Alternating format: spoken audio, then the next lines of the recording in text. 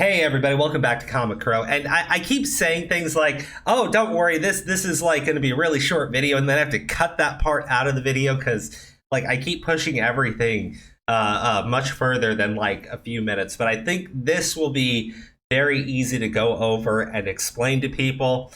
Comicsgate is a group of independent comic book creators. Ethan Van Sciver is heavily associated with Comicsgate. Some people say he's the leader of Comicsgate, but there are a bunch of independent comic book creators that are involved in that group and in that movement, kind of opposing what's happened with mainstream comics, which I think most people do not like given the plummeting sales.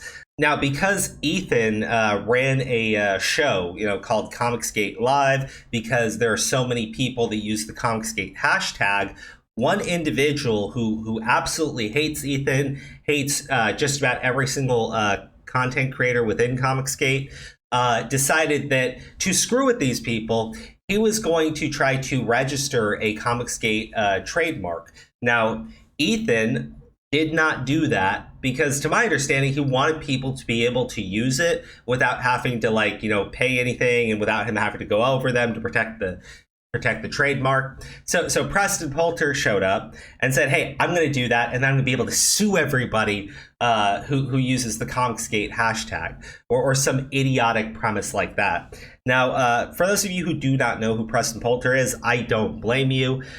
He's a really weird guy. He's done some really, really weird things. And he's actually paid my younger degenerate brother to spy on people and give him information about the Comicsgate group. So yeah, Preston is a disgusting little human being who I guess is like a trust fund baby and just has mommy and daddy's cash to keep blowing through. But anyways, yesterday, the USPTO ruled that I had prior claim on Comicsgate to the odious Preston Poulter and canceled his attempt to re-examine the claim. He used the mark in commerce anyhow and is now in violation of the Lanham Act. So he is continuing to use the trademark. He's trying to keep fighting the ruling against him. And the thing is, once it's been ruled against you, you can't keep using the trademark. If you want to fight it, then that's fine. But yeah. Let's read through this. The USTPO has terminated the proceeding as explained below. No response is required. Upon review of the evidence of record, the USPTO determined that registrants had demonstrated use of the mark in commerce for all goods subject to the proceeding. The evidence and arguments provided by the registrant demonstrates valid use of the relevant goods in interstate commerce. Registrant has also established that the relevant goods were provided through trade channels that directly affect interstate commerce during the period. Yada, yada, yada, yada, yada. Sorry, it's all legal mumbo jumbo to me. But yes, they're basically saying Ethan Van Sciver has shown that he's been using Comicsgate for much longer than Preston Poulter and has used it in his marketing for much longer than Preston Poulter. So Ethan then said, we are suing Preston Poulter for trademark counterfeiting, which I am actually really grateful for, and I hope he succeeds because Preston Poulter is the kind of dude who files frivolous lawsuits against people with the hopes that you do not have the ability to respond to it properly so that he can take whatever he can out of your pocket. That's the type of person Preston Poulter is. And again, he did it to my younger degenerate brother. So yes, I'm very aware that this is how Preston Poulter operates. We're entitled to statutory damages of $200,000 or up to $2 million for willful misuse of my mark, Comicsgate, which thanks to Bleeding Cool's smug article about it and that interview with actual fandom is very provable. Yeah, here's the other problem with Preston Poulter. He's not the only one who hates Ethan Van Sciver, right? He's not the only one that takes shots at Comicsgate and associates it directly with Ethan Van Sciver. So yeah, it's not gonna be that hard to prove at all, especially since Preston already lost the lawsuit, not just once, but he lost again in court.